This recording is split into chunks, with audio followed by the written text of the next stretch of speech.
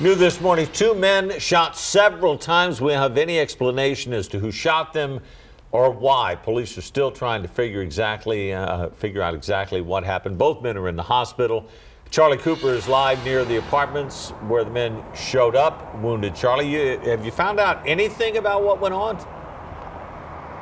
Yeah, well, that's what police are looking to figure out this morning. It's not looking good for either one of those victims, though. Both of them at University Hospital, one in critical condition, the other one in serious condition. And police don't have very much to work with at all. All they really know is that this shooting happened around 11:45 last night. These two guys left the Dominion Park apartments, and only minutes later, they say they came back all shot up. Now, who did this? Why this person would want them shot to begin with? Those are some of the questions police are trying to answer this morning. All they really know, though, is that witnesses tell them that a driver just sped off onto Fredericksburg Road only moments after the shooting took place. So, of course, they are still questioning witnesses, still trying to gather clues to figure this thing out. Back to you guys.